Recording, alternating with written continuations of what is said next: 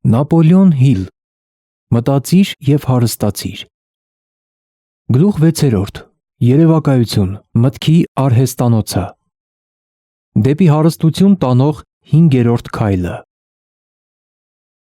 Երևակայությունը բառացիորեն այն արհեստանոցն է, որտեղ ձևավորվում են մարդու ստեղծած բոլոր ծրագրերը։ Ազդակը, ցանկությունը, որոշակի ձև է ստանում և սկսում գործել մտքի երևակայության ունակության միջոցով։ Ասում են, մարդ կարող է ստեղծել ամեն բան, ինչը որ կարող է պատկերացնել։ Քաղաքակրթության բոլոր դարերում մեր ժամանակաշրջանն ամենից նպաստավորն է երևակայության զարգացման առումով, քանի որ հիմա արագ փոփոխությունների դարաշրջան է։ Ամեն կողմից մարդ կարող է ձեռք բերել խթաններ, որոնք զարգացնում են երևակայությունը։ Իր երևակայության ձիրքի շնորհիվ մարդը անցած 50 տարիների ընթացքում ավելի շատ է բացահայտել և օգտագործել բնության ուժերը, քան դրանից առաջ մարդկության պատմության ողջ ժամանակահատվածում։ Նա ամբողջությամբ գրավել է օդային տարածքներն այնպես, որ խեղճ թռչուններին թռչելու տեղ չի թողել, օգտագործում է եթերը ծառայեցնելով որպես անմիջական հաղորդակցության միջոց աշխարհի ցանկացած մասի հետ։ Միլիոնավոր մղոն հեռավորության վրա նա ուսումնասիրել և կշռել է Արեգակը և իր երևակայության շնորհիվ որոշել, թե ինչ տարրերից է այն բաղկացած։ Հայտնաբերել է, որ իր սեփական ուղեղը տարածող և ընդունող կայան է մտքի թրթիռների համար, իսկ այժմ սկսում է ուսումնասիրել, թե ինչպես գործնականում օգուտ ստանա այս հայտնագործությունից։ Նա տեղաշարժման արագությունն այնքան է մեծացրել, որ այժմ կարող է ճամփորդել ժամում 300 մղոն արագությամբ։ Շուտով կգա ժամանակ, երբ մարդը կարող է նախաճաշել Նյու Յորքում և ճաշել Սան Ֆրանցիսկոյում։ Մարդու միակ սահմանափակումը խելամիտ սահմաններում իր երևակայությունը զարգացնելու և գործածելու մեջ է։ Նա դեռևս չի հասել երևակայելու իր կարողության զարգացման գագաթնակետին։ Նա ընդամենը հայտնաբերել է, որ ինքն ունի երևակայություն և սկսել է այն գործածել շատ պարզունակ եղանակով։ Երևակայության երկու ձև։ Երևակայության ունակությունը գործում է երկու ձևով։ Մեկը հայտնի է սինթետիկ, մյուսը ստեղծագործ անվամբ։ Սինթետիկ երևակայություն։ Այս ունակության միջոցով մարդը կարող է կազմակերպել հին հայեցակարգերը, գաղափարները կամ ծրագրերը նոր համակցումներով։ Այս ունակությունը ոչինչ չի ստեղծում։ Այն միայն աշխատում է փորձառության, կրթության և դիտարկման նյութի հետ, սնվելով դրանցով։ Այս ունակությունը մեծ մասամբ գործածում է գյուտարարը, բացառությամբ հանճարի, որը դիմում է ստեղծագործ երևակայությանը, երբ չի կարողանում իր խնդիրը լուծել սինթետիկ երևակայությամբ։ Ստեղծագործ երևակայություն։ Ստեղծագործ երևակայության ունակությամբ մարդու սահմանափակ միտքը ուղիղ հաղորդակցության մեջ է մտնում բարձրագույն գիտակցության հետ։ Սա փայլատակումները և ներշնչանքները ընդունող ունակություն է, որի շնորհիվ է մարդը ստանում բոլոր հիմնական կամ նոր գաղափարները։ Այս ունակության միջոցով են մեզ հասնում մյուս մարդկանց մտքի թրթիռները, նրա միջոցով է մի անհատը կարողանում հաղորդակցվել մեկ ուրիշի ենթագիտակցությանը։ Ստեղծագործ երևակայությունը գործում է ինքնաբերաբար, հաջորդ էջերում նկարագրված ձևով։ Այս ունակությունը գործում է միայն, երբ գիտակցական մտքի թրթիռները չափազանց մեծ արագություն են ունենում, ինչպես օրինակ, երբ ուժեղ ցանկության ապրումը խթանում է գիտակցությունը։ Ստեղծագործ ունակությունը նշված պայմանների առկայությամբ դառնում է շատ ավելի ակտիվ, թրթիռների հանդեպ ավելի ընկալունակ, գործածության շնորհիվ իր զարգացմանը համապատասխան։ Այս պնդումը չափազանց կարևոր է։ Խորհիր այդ մասին նախքան առաջանցնելը։ Հետևելով այս սկզբունքներին, հիշիր, որ ցանկությունը դրամի վերածելու այս ողջ պատմությունը չի կարող սահմանափակվել մեկ դրույթով։ Ասելիքն ամբողջական կլինի միայն, երբ մարդ յուրացնի, տիրապետի և սկսի օգտագործել այդ բոլոր սկզբունքները։ Բիզնեսի, արդյունաբերության, ֆինանսների մեծ ղեկավարները, ինչպես նաև մեծ նկարիչները, երաժիշտները, բանաստեղծներն ու գրողները իրենց մեծությանը հասել են իրենց ստեղծագործ երևակայության ունակությունը զարգացնելու շնորհիվ։ Երևակայության թե սինթետիկ, թե ստեղծագործ ունակություններն ակտիվանում են գործածվելիս, ճիշտ ինչպես մկանը կամ մարմնի որևէ օրգանն է զարգանում աշխատելիս։ Ցանկությունը ընդամենը միտք է, խթան։ Այն աղոտ է, եթերային, վերացական և արժեք չունի, քանի դեռ չի փոխակերպվել իր նյութական համարժեքին։ Ցանկության ազդակը դրամի փոխակերպման գործընթացում սինթետիկ երևակայությունն ավելի հաճախ է գործածվում։ Չնայած սինթետիկ երևակայությունը շատ ավելի հաճախ է գործածվում ցանկության ազդակը դրամի վերածելու գործընթացի ժամանակ, սակայն միշտ հիշիր, որ դու կարող ես առերեսվել այնպիսի հանգամանքների և իրավիճակների հետ, որոնք կպահանջեն նաև ստեղծագործ երևակայության կիրառում։ Անգործության մեջ քո երևակայության ունակությունը կարող է թուլանալ։ Այն կվերականգնվի և կաշխուժանա գործածությամբ։ Այս ունակությունը չի մեռնում, չնայած անգործության մատնվելով կարող է քնել։ Որոշ ժամանակ ուշադրությունդ կենտրոնացրու սինթետիկ երևակայությունդ զարգացնելու վրա, քանի որ սա այն ունակությունն է, որը դու ավելի հաճախ կգործածես ցանկությունը դրամի վերածելու գործընթացում։ Անորսալի ազդակը ցանկությունը շոշափելի իրականության դրամի վերածելու համար պետք է ունենալ ծրագիր կամ ծրագրեր։ Դրանք պետք է ձևավորվեն երևակայության և գլխավորապես սինթետիկ երևակայության օգնությամբ։ Երբ ավարտես գրքի ընթերցումը, վերադարձիր այս գլխին և անմիջապես սկսիր գործի դնել քո երևակայությունը կազմելու համար քո ցանկությունը դրամի փոխակերպելու ծրագիր կամ ծրագրեր։ Ծրագրեր կազմելու մանրամասն ցուցումները տրված են գրեթե յուրաքանչյուր գլխում։ Իրականացրու դրանք քո կարիքներին առավելագույնս համապատասխան։ Գրի առ քո ծրագիրը, եթե դեռևս չես գրառել։ Այն պահին, երբ կատարես դա, դու որոշակի ձև տված կլինես անորսալի ցանկությանը։ Եվս մեկ անգամ կարդա նախորդ նախադասությունը։ Կարդա բարձրաձայն, շատ դանդաղ և հիշիր, որ այն պահին, երբ ձևակերպես քո ցանկության շարադրանքը և ծրագրես նրա իրականացումը, գրի առնելով դու իրականում կատարած կլինես առաջին քայլը, որը կնպաստի քո միտքը իր նյութական համարժեքին փոխակերպելուն։ Աշխարհը, որտեղ ապրում ես, և դու և բոլոր մյուս նյութական արարածները էվոլյուցիոն փոփոխության արդյունք եք, որի շնորհիվ նյութի մանրագույն մասնիկները կազմակերպվել և համակարգվել են կանոնավոր կերպով։ Ավելին, և այս դրույթը խիստ կարևոր է, այս երկիրը քո մարմնի միլիարդավոր առանձին բջիջներից յուրաքանչյուրը և նյութի բոլոր ատոմները սկիզբ են առնում որպես էներգիայի անտեսանելի ձևեր։ Ցանկությունը մտքի ազդակն է։ Մտքի ազդակներն էներգիայի ձևեր են։ Երբ դու սկսում ես մտքի ազդակից, ցանկանալով դրամ կուտակել, դու քեզ ես ծառայեցնում միևնույն նյութը, որը բնությունը գործածել է ստեղծելով այս երկիրը և տիեզերքի ամեն մի նյութական բան, ներառյալ մարմինը և ուղեղը, որոնցում գործում են մտքի ազդակները։ Գիտությունը որքանով որ կարողացել է պարզել, ողջ տիեզերքը կազմված է ընդամենը երկու տարրից՝ նյութից և էներգիայից։ Մարդուն ընկալելի ամեն ինչ ստեղծվել է այս երկուսի համակցումից, երկնքում լողացող ամենախոշոր աստղից մինչև ինքը մարդը։ Հիմա դու պիտի փորձես օգուտ քաղել բնության այդ մեթոդից։ Դու, հուսով ենք անկեղծորեն և համոզված կերպով, փորձում ես հարմարվել բնության օրենքներին, ջանալով ցանկությունը վերածել նրա նյութական կամ դրամական համարժեքին։ Դու կարող ես դա անել, և քեզնից առաջ են արել։ Դու կարող ես հարստություն կուտակել անխախտ օրենքների օգնությամբ, բայց նախ պիտի ծանոթանաս այդ օրենքներին, ապա սովորես գործածել դրանք։ Կրկնությամբ և բոլոր հնարավոր դիտանկյուններից մոտենալով այդ սկզբունքների նկարագրությանը, տողերիս հեղինակը հույս ունի բացահայտելու քեզ գաղտնիքը, որի շնորհիվ են կուտակվել բոլոր մեծ կարողությունները։ Որքան էլ որ տարօրինակ և պարադոքսալ թվա, գաղտնիքը իրականում գաղտնիք չէ։ Բնությունն ինքը ի ցույց է դրել այն երկրի վրա, որտեղ ապրում ենք, աստղերի և մոլորակների վրա, որոնք մենք տեսնում ենք, մեզնից վեր և մեր շուրջը գտնվող բոլոր տարրերի մեջ, ամեն մի խոտի մեջ և կյանքի մեզ տեսանելի ամեն ձևի մեջ։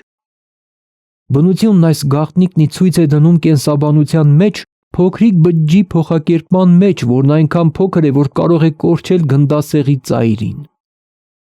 Մարդ արարածի մեջ, որն այժմ կարդում կամ լսում է այս տողերը։ Ցանկության վերածումը նրա նյութական համարժեքին անշուշտ այլևս հրաշք չէ։ Չվհատվես, եթե լիովին չըմբռնես ամբողջ իմաստը։ Եթե դու երկար ժամանակ չես մարզել միտքդ, մի ակնկալիր, որ առաջին իսկ ընթերցմամբ կյուրացնես այս գլխում ասվածը։ Սակայն ժամանակի հետ դու անպայման կառաջադիմես։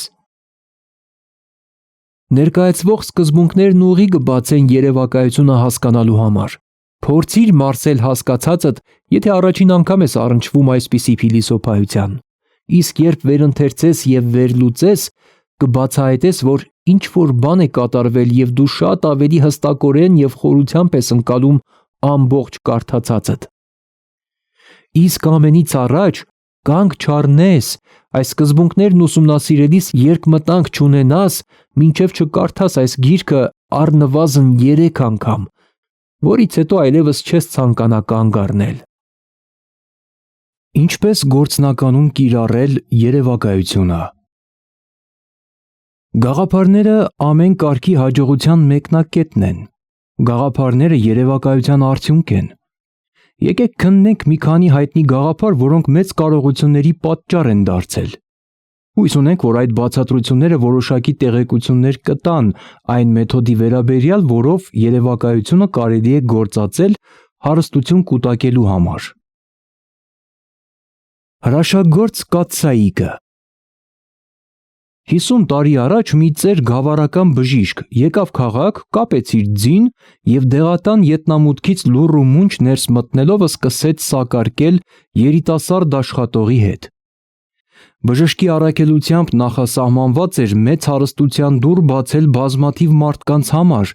և Ամերիկայի Միացյալ Նահանգների հարավին բերել քաղաքացիական պատերազմի տարիներից ի վեր մեծագույն շահույթը։ Ավելի քան 1 ժամ ծեր բժիշկը և դեղատան աշխատողը ցածրաձայն զրուցեցին դեղատոմսերի վաճառասեղանի հետևում։ Ապա բժիշկը գնաց և որոշ ժամանակ անց վերադարձավ բերելով մի հնաոճ կաթսայիկ, մի մեծ փայտե թիակ, որով խառնում են կաթսայիկի պարունակությունը, և տեղավորեց դեղատան հետնամասում։ Աշխատողը զննեց կաթսայիկը, ապա ձեռքը տարավ գրպանը, հանեց մի տրցակ փող և տվեց բժշկին։ Գումարը կազմում էր ուղիղ $500, դեղատան աշխատողի ողջ խնայողությունը։ Բժիշկը նրան տվեց մի թղթի կտոր, որի վրա գրված էր գաղտնի բանաձևը։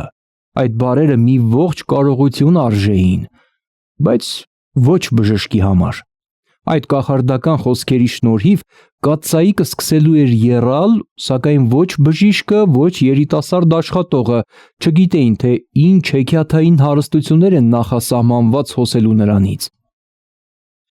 Ծեր բժիշկն ուրախ էր վաճառելով հին ապրանքը $500։ Այդ գումարով նա կվճարի իր պարտքերը ու ձեռք կբերի հոգեկան հանգստություն։ Դեղատան աշխատողը իր ողջ կյանքի խնայողությունները ռիսկի ենթարկեց ներդնելով մի կտոր թղթի և մի հին կաթսայիկի մեջ։ Նա երբեք չէր կարող երազել, որ իր ներդրման շնորհիվ կաթսայիկը լցվելու է ոսկով, գերազանցելով Ալադինի կախարդական լամպի հրաշագործությունը։ Իրականում այս երիտասարդի գնացը գաղափար էր։ Հին կաթսայիկը, փայտե թիակը և թղթի վրայի գաղտնի ուղերձը երկրորդական էին։ Այդ կաթսայիկի արտասովոր հրաշքները սկսեցին կատարվել, երբ նրա նոր տերը գաղտնի ցուցումի հետ սկսեց խառնել մի բաղադրամաս, որի մասին բժիշկը գաղափար չուներ։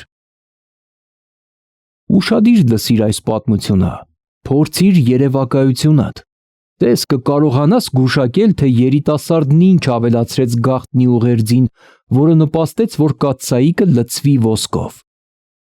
Հիշիր, որ քո լսածը 1001 գիշերների պատմություններից չէ։ Այստեղ փաստեր են շարադրված, հորինված ոչինչ չկա, փաստեր, որոնք սկսվել են գաղափարի ձևով։ Տեսնենք, թե ինչ մեծ կարողություններ բերեց այս գաղափարը։ Այն ողջ աշխարհում հսկայական գումարներ է տալիս մարդկանց,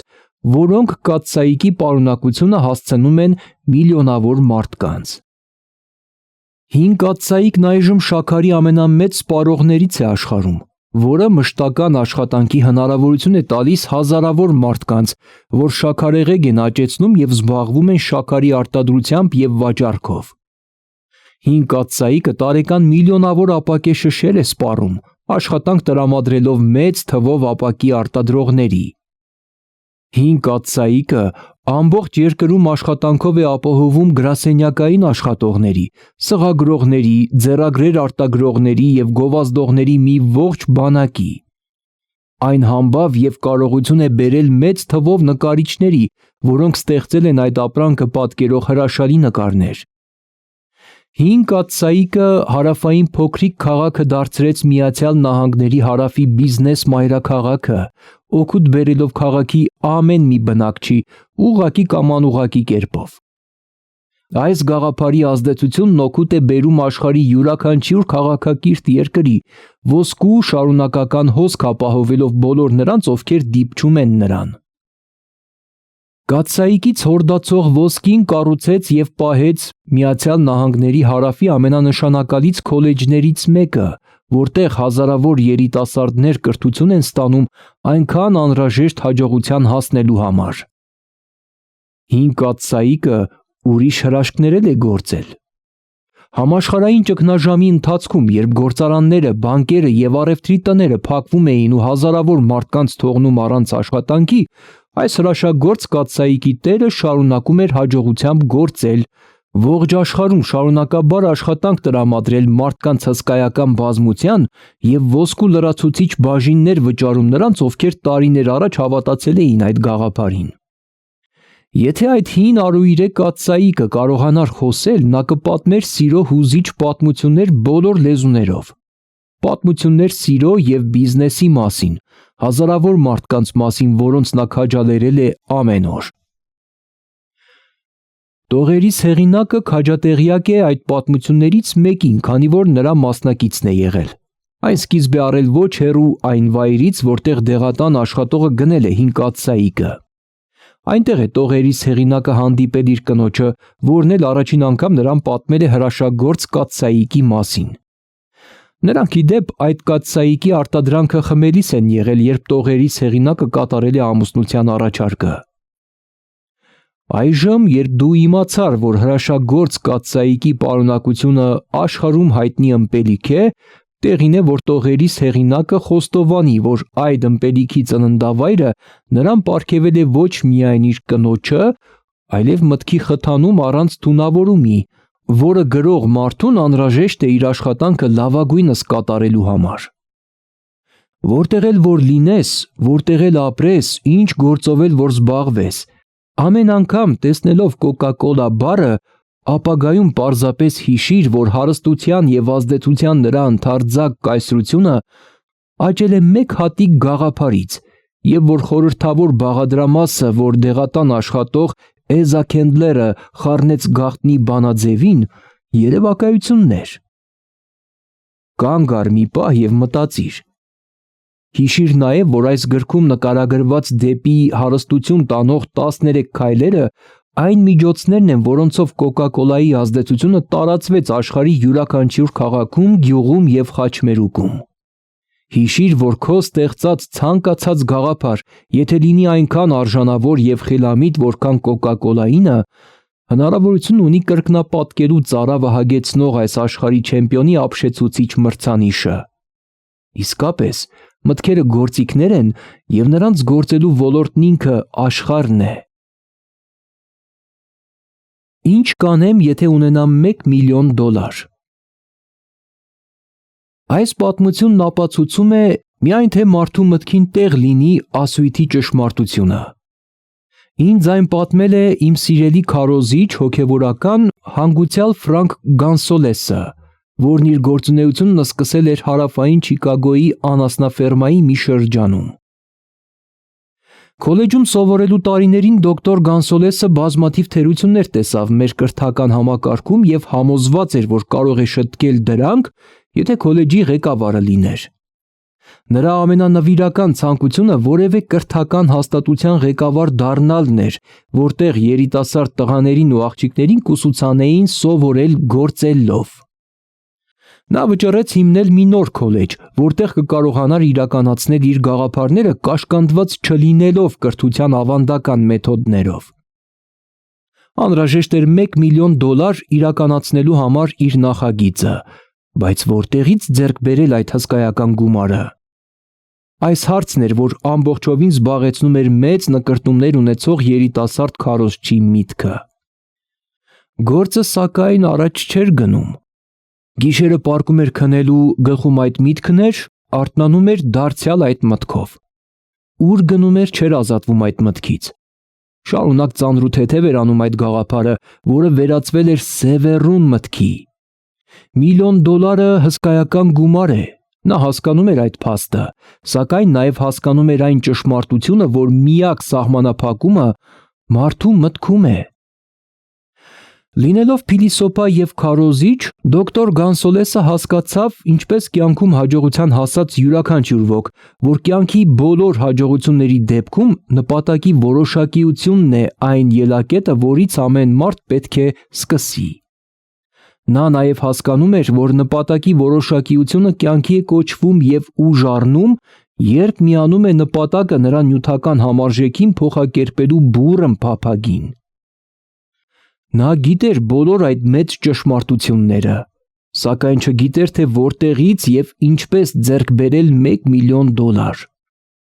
Նման պարագայում բնական կլիներ հրաժարվել գաղափարից, ասելով. «Լավ, ինչ արած, իմ գաղափարը լավն է, բայց իմ ձեռքին ոչինչ չկա, ես երբեք չեմ կարող ձեռք բերել այդ անհրաժեշտ $1 միլիոն»։ Մարդկության մեծ մասը այդպես կասեր, սակայն ոչ պարոն Գանսոլեսը։ Նրա ասածն ու արածը այնքան կարևոր են, որ ես հիմա կներկայացնեմ այն, թողնելով, որ ինքը խոսի։ Շաբաթ կեսօրին իմ սենյակում նստած մտածում էի փող հայթայթելու ինչ ձևեր, ինչ միջոցներ կարող եմ գտնել, որ իմ նախագիծն իրականացնեմ։ Մոտ 2 տարի ես մտածում էի, բայց մտածելուց բացի ոչինչ չէի անում։ Եկավ գործելու ժամանակը։ Մտքիս դրեցի մեկ շաբաթվա ընթացքում գտնել այդ անհրաժեշտ $1 միլիոն։ Ինչպես։ Դա ինձ չէր անհանգստացնում։ Ամենակարևորը դրամը որոշակի ժամանակահատվածում գտնելու հստակ որոշումն էր։ Եվ ուզում եմ ասել, որ այն պահին, երբ ես որոշեցի գումարը գտնել որոշակի ժամանակի ընթացքում, ապահովության անսովոր զգացողություն ունեցա, որ երբեք չէի ունեցել։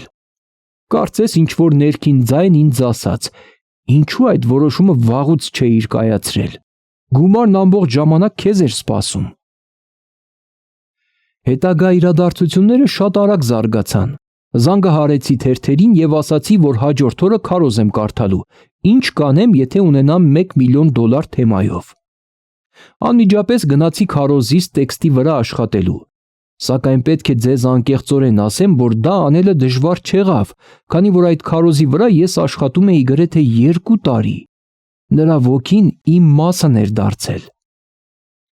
Կեսգիշերից շատ առաջ ես ավարտեցի քարոզի տեքստը։ Պառկեցի վստահության զգացողությամբ, որ ես արդեն ունեմ այդ $1 միլիոն։ Հաջորդ առավոտ ես վաղ արթնացա, գնացի լոգասենյակ, կարդացի գրածս, հետո ծնկի եկա և խնդրեցի, որ իմ քարոզը գրավի այնպիսի մեկի ուշադրությունը, որն ինձ կտրամադրի անհրաժեշտ դրամը։ Աղոթելիս ես դարձյալ ունեցա նույն զգացողությունը, որ շուտով ստանալու եմ այդ դրամը։ Հուզմունքից տանը մոռացա քարոզիս տեքստը, և դա նկատեցի միայն, երբ կանգնած էի ամբիոնի առջև, պատրաստ քարոզը սկսելու։ Արդեն շատ ուշ էր մեկին խնդրելու, որ գնա բերի գրածս, և բախտս բերեց, որ չգնացի։ Փոխարենը իմ իսկ ենթագիտակցությունը տրամադրեց ողջ անհրաժեշտ նյութը։ Երբ վեր կացա սկսելու քարոզը, փակեցի աչքերս և խոսեցի իմ ողջ սրտով և իմ երազների հոգով։ Ես խոսեցի ոչ միայն իմ լսարանի, այլև, պատկերացնում եք, Աստծո հետ։ Ես պատմեցի, թե ինչ կանեմ, եթե ունենամ $1 միլիոն։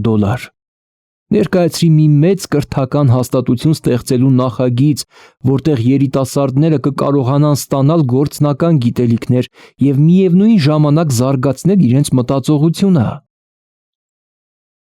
Երբ ավարտեցի քարոզս և նստեցի, երրորդ շարքում նստած մի մարդ տեղից ելնելով դանդաղորեն մոտեցավ ինձ, ապա ամբիոնին։ Նա կանգնեց ամբիոնի առջև, պարզեց ձեռքը և ասաց. «Պատվելի, ես հավանեցի ձեր քարոզը, հավատում եմ ձեր ասածին, որ $1 միլիոն ունենալու դեպքում կկարողանաք անել ձեր ուզածը։ Ապացուցելու համար, որ ես հավատում եմ ձեզ և ձեր քարոզին, եթե վաղը գաք իմ գրասենյակ, կստանաք $1 միլիոն։ Իմ անունն է Ֆիլիպ Արմուր»։ Երիտասարդ Գանսոլեսը գնաց պարոն Արմուրի գրասենյակ և ստացավ $1 միլիոն։ Այդ գումարով նա հիմնեց Արմուրի անվան տեխնոլոգիայի հաստատությունը։ Սա մեծ գումար էր, որ որևէ քարոզիչ երբևէ կարող էր տեսնել իր ողջ կյանքի ընթացքում։ Սակայն դրամի հետևում մտքի ազդակն էր, որ մի պահ ստեղծվեց երիտասարդ քարոզչի գլխում։ Անհրաժեշտ $1 միլիոն հայտնվեց որպես գաղափարի հետևանք։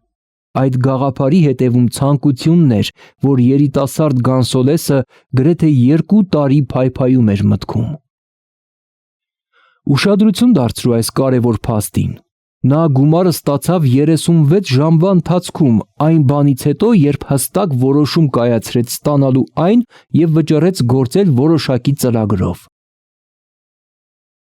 Երիտասարդ Գանսոլեսի $1 միլիոն ստանալու և դրա վերաբերյալ մտքում թույլ հույսեր փայփայելու մեջ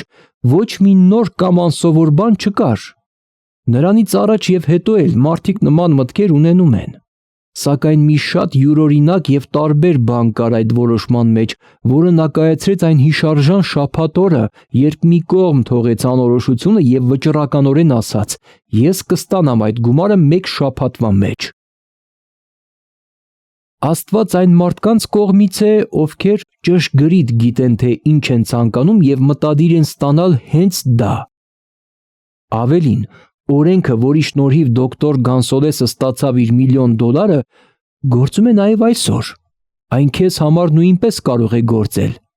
Այս համընդհանուր օրենքը գործում է այսօր էլ նույն կերպ, ինչպես այն օրը, երբ երիտասարդ քարոզիչը այնքան հաջող գործածեց այն։ Այս գիրքը քայլ առ քայլ նկարագրում է այդ հրաշալի օրենքի 13 տարրերը և առաջարկում, թե ինչպես դրանք կարող են կիրառվել։ Ուշադրություն դարձրու, թե ինչ ընդհանրություն կա Էզա Քենդլերի և դոկտոր Ֆրանկ Գանսոլեսի միջև։ Երկուսին էլ հայտնի էր այն սքանչելի ճշմարտությունը, որ գաղափարները կարող են փոխակերպվել դրամի հստակ նպատակի և հստակ ծրագրերի ուժի շնորհիվ։ Երկուսին էլ հայտնի էր այն սքանչելի ճշմարտությունը, որ գաղափարները կարող են փոխակերպվել դրամի, հստակ նպատակի և հստակ ծրագրերի ուժի շնորհիվ։ Եթե դու այն մարդկանցից ես, որոնք հավատում են, որ հարստություն կարելի է կուտակել միայն ծանր և ազնիվ աշխատանքով,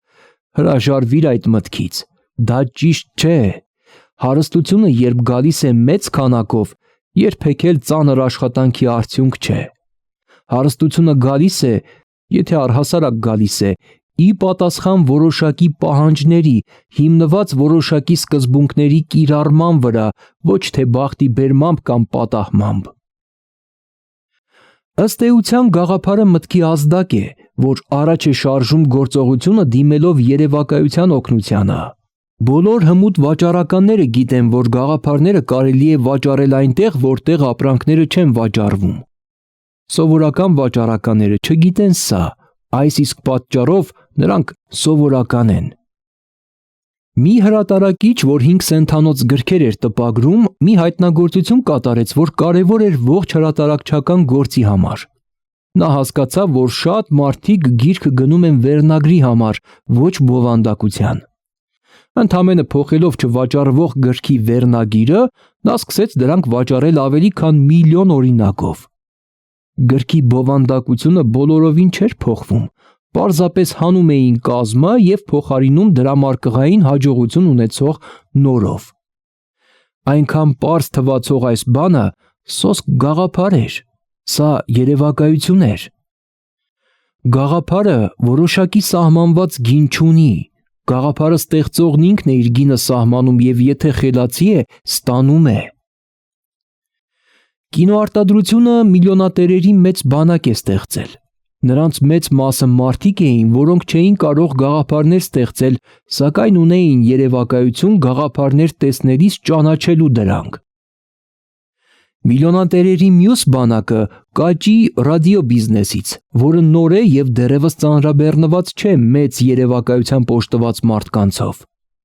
Դրամի տեր կդառնան նրանք, ովքեր կհայտնաբերեն կամ կստեղծեն նոր և ավելի արժանավոր ռադիոծրագրեր և երևակայություն կունենան ճանաչելու արժեքավորը և ռադիոլսողներին հնարավորություն կտան շահ ստանալու դրանից։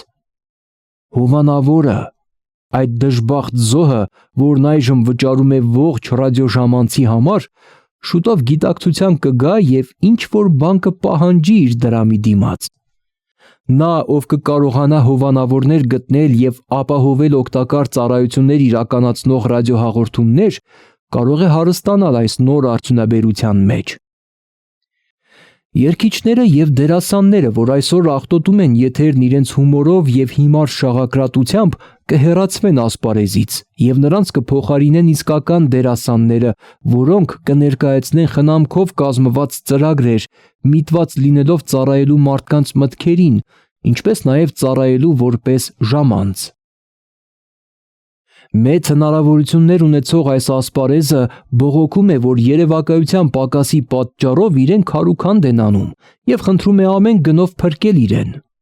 Ռադիոյի ոլորտն ամեն ինչից առաջ կարիք ունի նոր գաղափարների։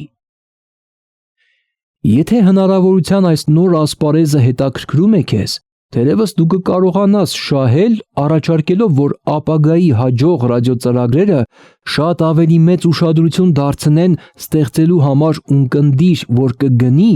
և պակաս ուշադրություն ստեղծելու համար ունկնդիր, որ կլսի։ Ավելի հստակ, ռադիոծրագրերի հեղինակները, որոնք հաջողության կհասնեն ապագայում, պետք է գտնեն գործնական ուղիներ ունկնդիրներին գնորդ դարձնելու համար։ Ավելին, ռադիոծրագրերի հաջողակ պրոդյուսերը ապագայում պետք է կարողանա լարել իր հնարավորությունները դրանք հստակորեն ցույց տալու լսարանին։ Հովանավորներն ավելի վերապահ են դառնում դատարկ շաղակրատանքների վրա հիմնված հաղորդումների հանդեպ։ Նրանք ցանկանում են և ապագայում կպահանջեն անվիճելի ապացույց, որ Վուսիթի ռադիոծրագիրը միլիոնավոր մարդկանց ոչ միայն երբևէ եղած ամենահիմար քրքիջն է պարգևում, այլև որ հիմար քրքջացողը կկարողանա ապրանք վաճառել։ Մեկ այլ բան, որ կարող են հասկանալ այս նոր ոլորտ մտնել ցանկացողները, այն է, որ ռադիոգովազդով կսկսի զբաղվել գովազդի մասնագետների բոլորովին այլ խումբ, առանձին և տարբեր հին ժամանակների լրագրերի գովազդային գործակալներից։ Հին գովազդողները չեն կարող կարդալ ժամանակակից ռադիոբեմագրերը, քանի որ նրանց սովորեցրել են տեսնել գաղափարները։ Նոր ռադիոտեխնիկան պահանջարկ ունի այնպիսի մարդկանց, որոնք գաղափարները ձեռագրից կարող են մեկնաբանել հնչյունային եղանակով։ Հեղինակից պահանջվում են 1 տարվա լարված աշխատանք և մի քանի հազար $, այն սովորելու համար։ Այժմ ռադիոն մոտավորապես նույն մակարդակին է, ինչ որ կինոն էր, երբ Մերի Փիքֆորդն ու նրա գանգուրները առաջին անգամ հայտնվեցին էկրանին։ Ռադիոյում մեծ թվով տեղեր կան բոլոր նրանց համար, ովքեր կարող են ծնունդ տալ գաղափարների կամ ճանաչել դրանք։ Եթե ռադիոյի վերաբերյալ այս նկատառումը չսկսեց աշխատեցնել քո գաղափարների գործարանը, ավելի լավ է մոռանաս դա։ Ուրեմն քեզ հնարավորություն կտրվի մեկ այլ ոլորտում։ Եթե այս նկատառումը փոքր-ինչ հետաքրքրեց քեզ, շարունակիր և գուցե գտնես մի գաղափար, որի շուրջ կարող ես ստեղծել քո կարիերան։ Թող քեզ չվհատեցնի այն, որ փորձառություն չունես ռադիոյի ասպարեզում։ Էնդրյու Քարնեգին շատ քիչ բան գիտեր պողպատի արտադրության մասին, ինչպես որ հենց ինքն էր ինձ ասել, սակայն նա գործնականում օգուտ քաղեց այս գրքում նկարագրված երկու սկզբունքից, որի շնորհիվ պողպատի բիզնեսը նրան կարողության տեր դարձրեց։ Գործնականում յուրաքանչյուր մեծ կարողության պատմություն սկսվում է այն օրվանից, երբ գաղափար հղացողը և գաղափար վաճառողը միանում են և միասնաբար գործում։ Քարնեգին իրեն շրջապատեց մարդկանցով, որոնք կարող էին անել բաներ, որոնք ինքը չէր կարողանում։ Մարդիկ, որոնք գաղափարներ էին հղանում, և մարդիկ, որոնք գործի էին դնում այդ գաղափարները, իրենց և մյուսներին հեքիաթային հարստության տեր դարձնելով։ Միլիոնավոր մարդիկ ապրում են հույս ունենալով կյանքում դրական փոփոխության։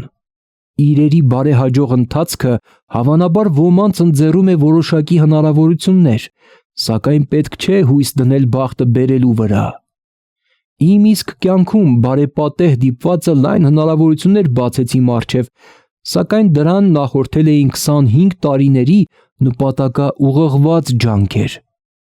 Իմ բախտը բերեց հանդիպելու և համագործակցելու Էնդրյու Քարնեգիի հետ։ Այդ ժամանակ էր, որ Քարնեգին ինձ գաղափար տվեց նվաճումների սկզբունքները իմի բերելով ստեղծել հաջողության փիլիսոփայություն։ Հազարավոր մարդիկ օգուտ քաղեցին 25 տարի տևած իմ ուսումնասիրության արդյունքներից և բազմաթիվ հսկայական կարողություններ կուտակվեցին այդ փիլիսոփայության կիրառմամբ։ Սկիզբը շատ պարզ էր, դա մի գաղափար էր, որ ամեն մարդ կարող էր զարգացնել։ Բարեհաջող դիպվածը եղավ Քարնեգիի շնորհիվ, սակայն դա չէր կարող իրականանալ առանց նպատակի սահմանման, որոշակիության, նպատակին հասնելու ցանկության և 25 տարվա տևական ջանքերի։ Դա սովորական ցանկություն չէր, որ կարողացավ հաղթահարել հիասթափությունը, վհատությունը, ժամանակավոր նահանջը, քննադատությունը և մշտական հիշեցումը ժամանակի կորստի մասին։ Այն բուռն փափագ էր, մտասևեռում։ Պարոն Քարնեգիի կողմից գաղափարը ստանալուց հետո հարկ եղավ սիրաշահել, փայփայել և հրապուրել այն, որպեսզի կենսունակ մնա։ Աստիճանաբար գաղափարը զորացավ և սկսեց ինքը սիրաշահել, փայփայել և հրապուրել ինձ։ Գաղափարներն այդպիսին են. նախ ինքդ պետք է կյանք տաս, գործի դնես և ուղղորդես դրանց, հետո իրենք են ուժ առնում, մի կողմ թողնելով ամեն տեսակի դիմադրություն։ Գաղափարներն անորսալի ուժեր են, սակայն նրանց ուժը շատ ավելին է, քան ֆիզիկական ուղեղների, որ ծնունդ են տալիս դրանց։ Նրանք շարունակում են ապրել անգամ այն բանից հետո, երբ իրենց ծնող ուղեղը հող է դառնում, օրինակ քրիստոնեության ուժը։ Այն սկսվեց մի պարզ գաղափարից, որ ծնունդ առավ Քրիստոսի մտքում։ Նրա գլխավոր սկզբունքն էր. մարդկանց հետ վարվիր այնպես, ինչպես կցանկանայիր, որ քեզ հետ վարվեն։ Քրիստոսը վերադարձավ այնտեղ, որտեղից եկել էր, սակայն նրա գաղափարը շարունակում է գործել։ Մի օր այն կարող է աճել և ապրել ինքնուրույն կյանքով, այն ժամ այն կիրականացնի Քրիստոսի ամենախորունկ գաղափարը։ Այդ գաղափարը ընդամենը 2000 տարի է, ինչ զարգանում է, ժամանակ տվեք։ Հաջողությունը բացատրության կարիք չունի, ձախողումը արդարացում չի ճանաչում։